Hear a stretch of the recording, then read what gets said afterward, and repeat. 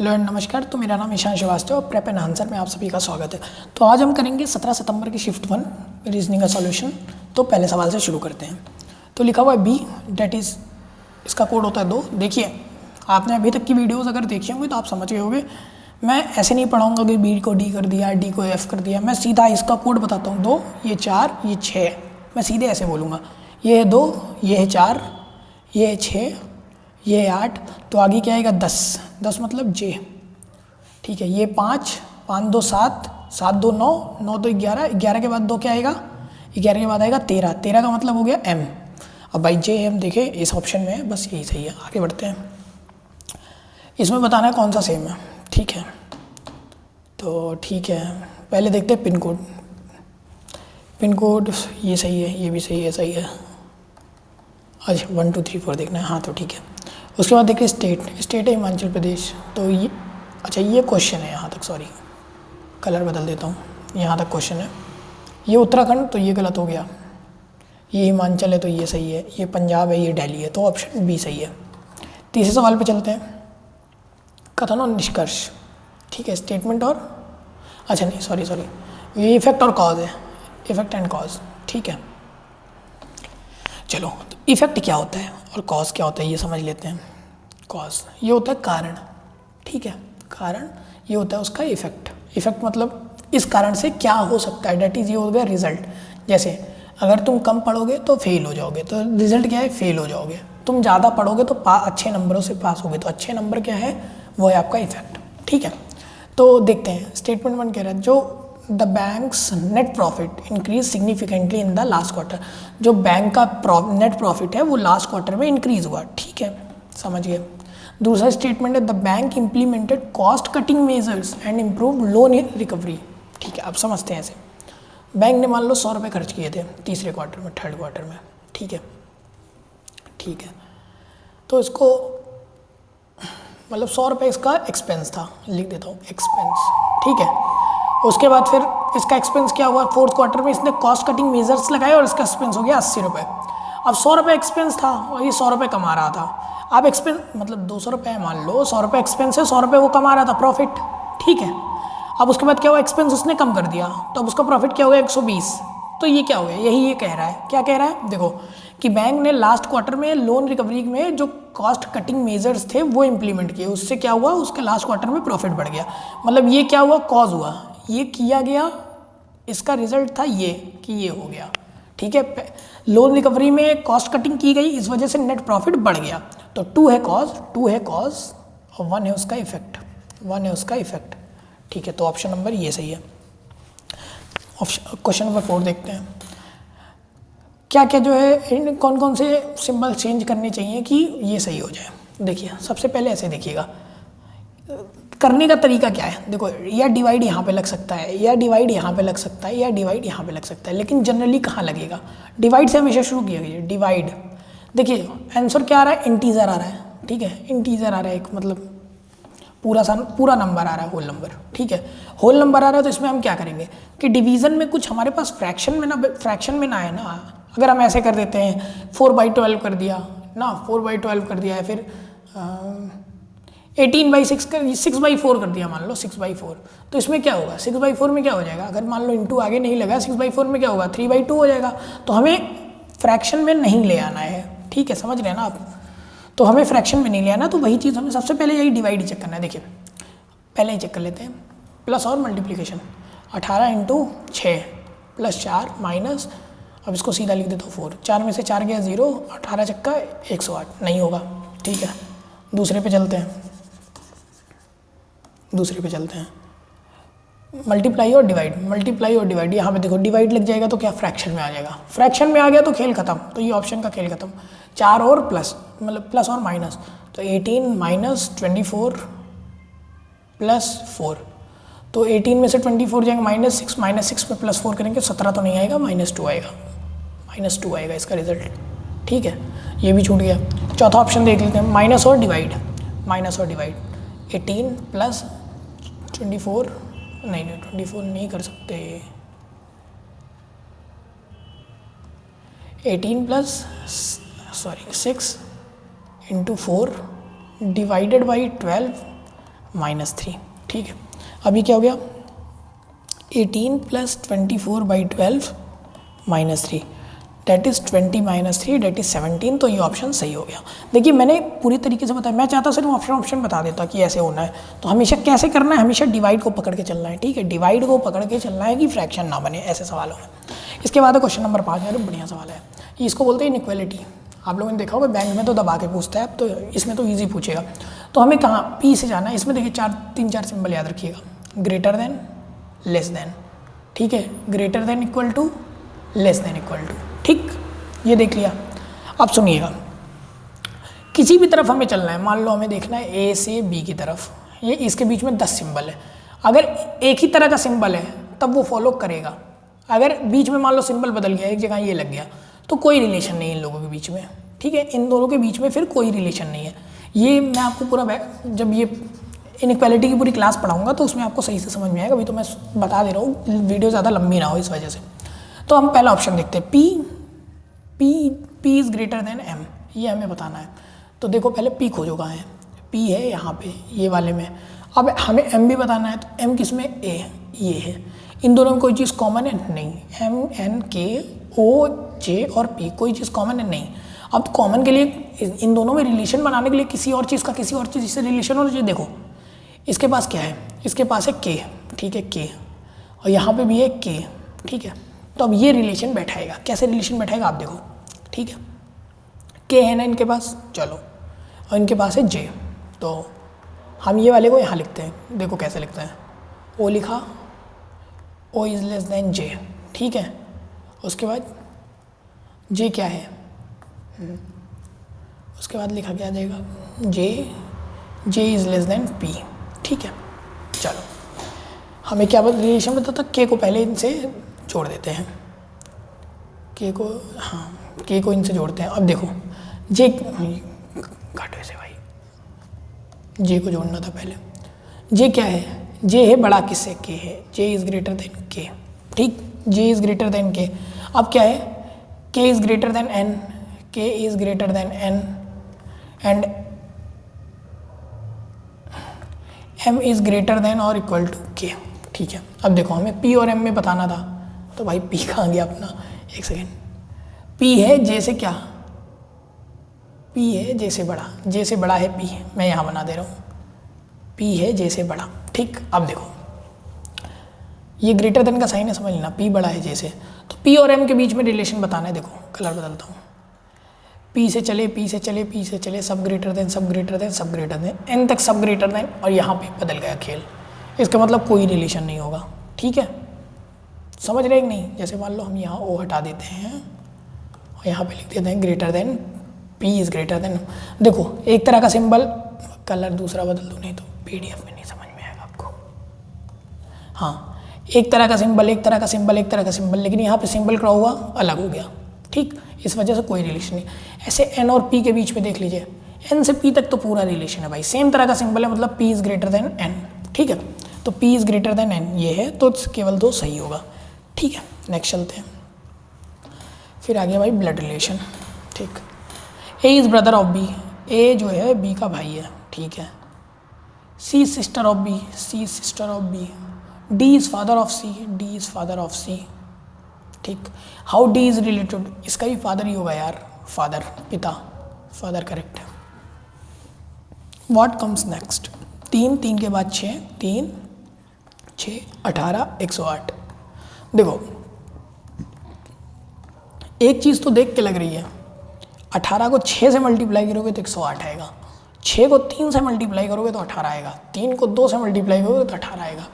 अब देखो लेकिन इनके बीच में तो कोई रिलेशन होना चाहिए कि इसके आगे क्या कुछ भी करते चले जाएं। 18 का सब मल्टीपल देख लें सिर्फ। देखो एक तो जुगाड़ है कि 108 का मल्टीपल देख लो, ऑप्शन में 108 का मल्टीपल मिल गया तो ठीक है, लेकिन 108 का मल्टीपल ये भी है, ये भी है, ये भी, इसका तो नहीं पता कोई आइडिया, ये भी है, ठीक। अब देखो इसमें हुआ क्या, इसमें हुआ ये है 3 × 2, जिससे ये मल्टीप्लाई कर रहे हैं 3 × 2।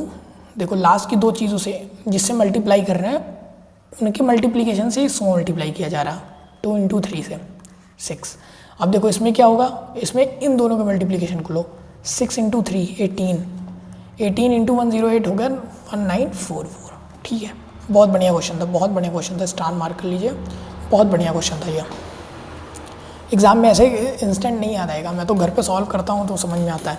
ठीक है, चलो ये देखते हैं क्या आएगा। सीरीज़ है, सीरीज़ का सवाल ऐसे होगा, डिफरेंस है 4 का, डिफरेंस है 8 का, डिफरेंस है 16 का, डिफरेंस है 32 का, उसके बाद क्या डिफरेंस होगा 64 का।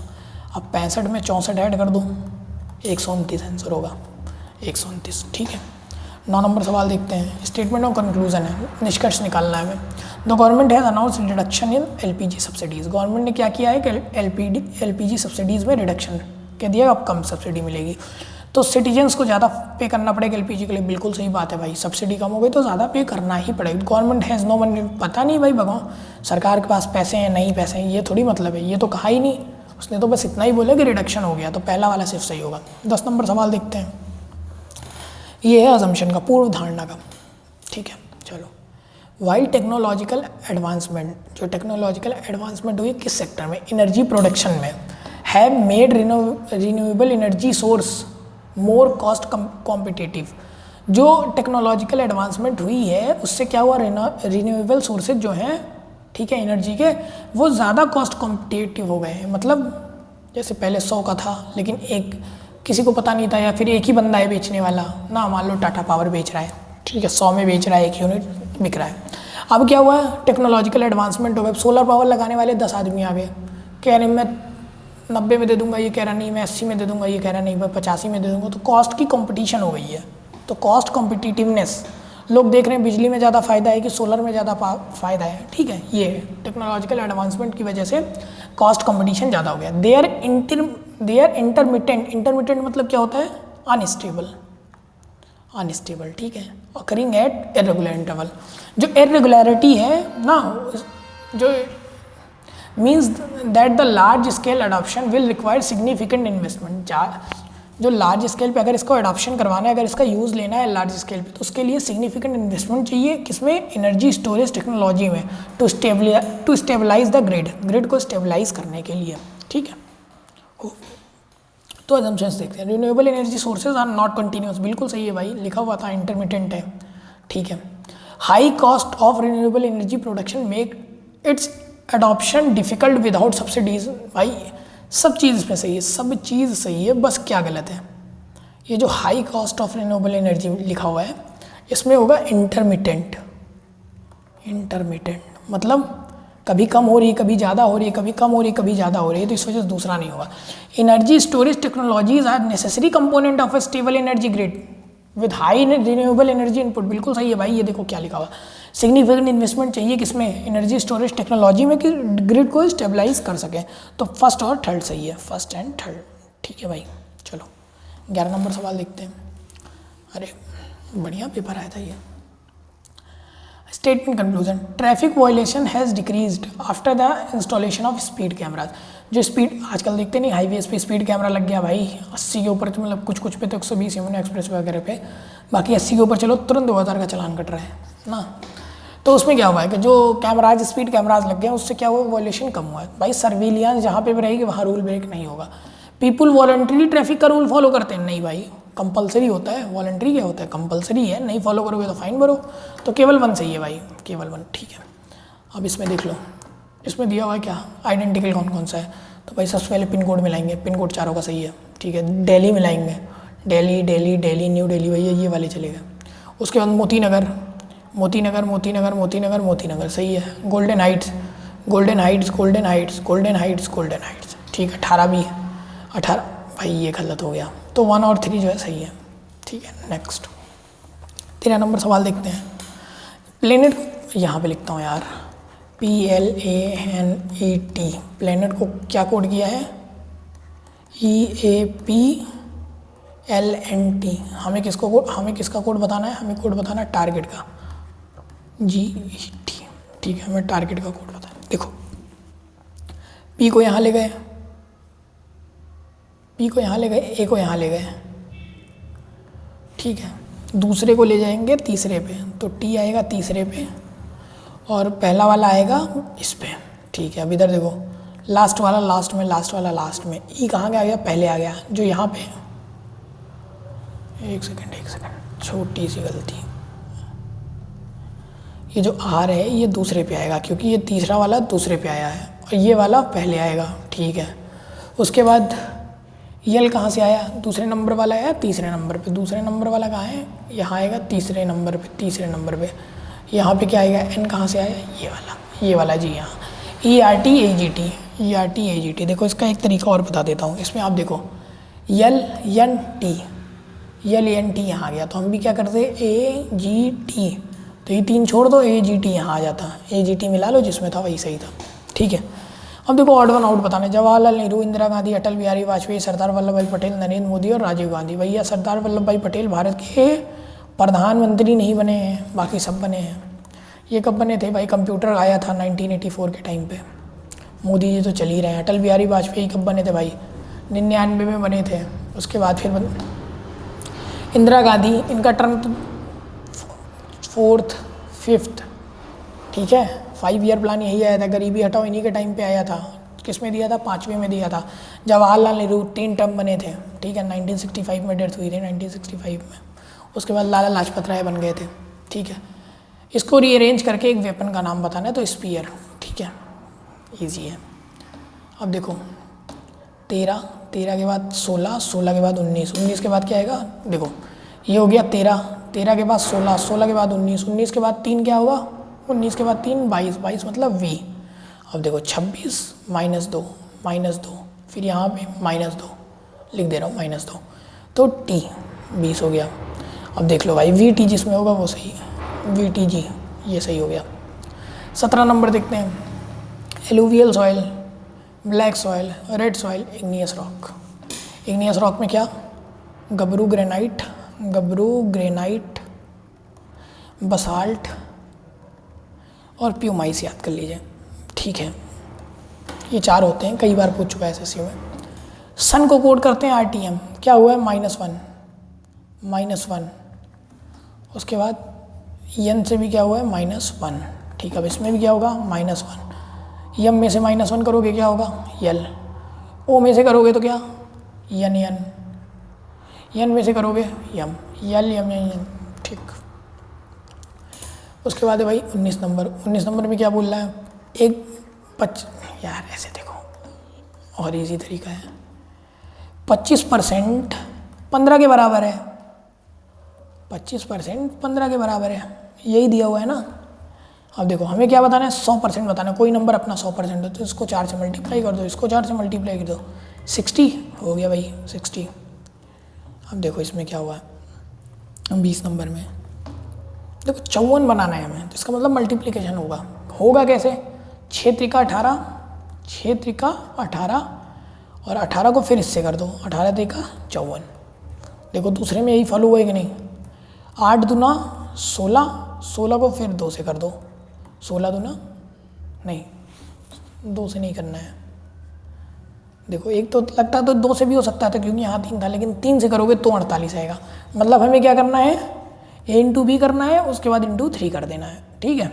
अब देखो ऐसे क्या लिख करेंगे, 5 चौका 20, 20 को 3 से करोगे 60 आंसर हो गया। 21 नंबर देख लो भाई, 3 का स्क्वायर प्लस 2 का स्क्वायर, 9 4 13, 3 का स्क्वायर सही है भाई, स्क्वायर ही लगाए, 4 का स्क्वायर प्लस 5 का स्क्वायर, ये तो ऐसे ही रटा हुआ है 41, ठीक है। एक 30 लीटर का मिक्सर है जिसमें मिल्क वाटर इतना है, तो मिल्क वाटर 30 लीटर में ये हो गया, 30 लीटर में 3 2 5x मतलब 6, तो 18 हो गया, मिल्क वाटर हो गया कितना 12। हमें क्या करना है, कितना मिल्क और ऐड किया जाएगी, 4:1 हो जाए, तो भाई हमें 4:1 बनाना है, 4:1। देखो मिल्क ऐड किया, वाटर तो सेम ही है, वाटर सेम है तो वाटर बराबर होना चाहिए, तो वाटर को 12 से मल्टीप्लाई कर देंगे, वाटर बराबर हो गया। जब इसको 12 से मल्टीप्लाई करेंगे, इसको 12 से भी तो 48, ठीक है। वाटर बराबर हो गया, मिल्क कितना ऐड हुआ 30 में से 48 मतलब 18 18 तो 30, तो 30 आंसर है। चलो भाई अब इसमें बोला है जो डिवाइड है उसको ले लो प्लस, तो 8 + 2, मल्टीप्लाई को ले लो -3, प्लस को ले लो डिवाइडेड बाई 18, माइनस को ले लो मल्टीप्लाइड बाई 6, ठीक है। तो करते हैं 8 + 2 - 3/18 × 6, भाई ये तो हो गया 1, ये पूरा हो गया 1, 8 2 10, 10 माइनस 1 9। ठीक, 24 नंबर देखिए, pointing to a boy a man said, एक लड़के की तरफ देखते हुए एक आदमी ने कहा, he is the son of, देखो भाई यहाँ से देखो, my wife's sisters husband daughter, my wife's sisters husbands daughter. ठीक, अब देखो मैंने, ठीक है, उस मैन की क्या वाइफ हो गई, उसकी सिस्टर, सिस्टर का हस्बैंड, हस्बैंड का सन, तो लड़का क्या लगा, वो लड़का मैन का क्या लगा, वो क्या लगा, इनका भतीजा लगा भाई। ठीक है, भतीजा, नेफ्यू। ठीक, चलो नेक्स्ट। ये दिया हुआ है क्वेश्चन, इसमें क्या करना है, प्लस को करना है डिवाइड, तो पहली बात कर लो भाई 36 डिवाइडेड बाई 6, उसके बाद माइनस को करना है इंटू 2, इसके बाद मल्टीप्लाई को करना है -3, ये हो गया 6 इंटू 2 -3, 12 में से 3 गया 9।